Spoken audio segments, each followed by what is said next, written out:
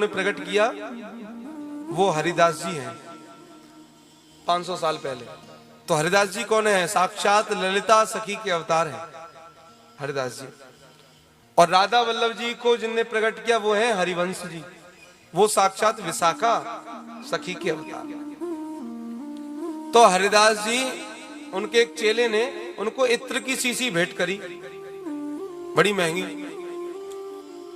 अब हरिदास जी ध्यान मग्न होकर के यमुना जी के किनारे बैठे थे, फागुन का महीना चल रहा था वृंदावन। तो हरिदास जी के मन में बात आई कि सब दुनिया जाने कहां कहां से लोग आ रहे हैं बिहारी जी के संग होली खेलने। तो उनके हृदय में भावना जागृत हुई, उनके मन में बात आई कि श्री प्रिया प्रियतम मेरे सामने यमुना जी के किनारे बालू पर होली खेल रहे हैं, दोनों एक दूसरे आपस में। ये बिल्कुल सच्ची घटना है। हरिदास जी आंखें बंद करके ध्यान कर रहे हैं कि भगवान मेरे सामने होली खेल रहे हैं। मेरा भी बड़ा मन है कि मैं भी कुछ रंग भगवान पर लगा दूं, पर रंग तो है ही नहीं। तो जो चेला था ना, जिसने इत्र की शीशी भेंट करी थी, हरिदास जी ने उस इत्र की शीशी को खोला और अपने ध्यान रूपी प्रिया प्रियतम पर वो महंगी इत्र की शीशी बिहारी जी पर छिड़क दी। अब हरिदास जी तो अपने ध्यान रूपी भगवान पर वो इत्र चढ़ा रहे हैं, पर चेले को क्या लग रहा है कि हरिदास जी ने तो मेरा इत्र वैसे ही मिट्टी में फेंक दिया।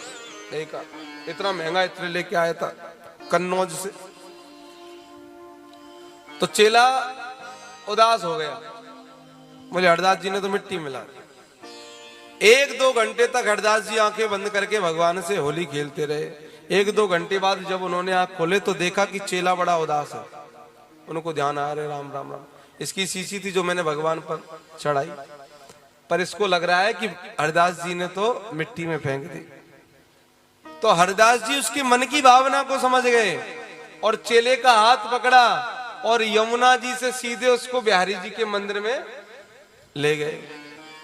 और चेले ने बिहारी जी के मंदिर में आते ही देखा कि जिस इत्र की शीशी को हरिदास जी ने बालू पर मिट्टी पर उड़ाया था, उसी इत्र की महक से बिहारी जी की पोशाक और पूरा मंदिर महक रहा है। यानी भगवान भावना में भी प्रकट होकर के हरिदास जी के उस इत्र को समर्पित कर रहे हैं। चेला हरिदास जी के चरणों में पड़ गया, बोले महाराज आपने वहां यमुना जी में इत्र मिलाया और यहाँ बिहारी जी उसको आरोग रहे हैं।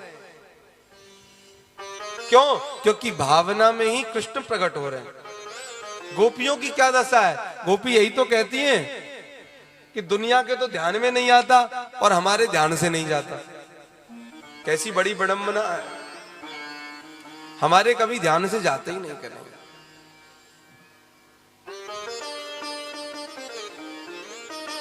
भगवान द्वारिका में रहते हैं। भगवान के प्रथम पुत्र हुआ प्रद्युम्न।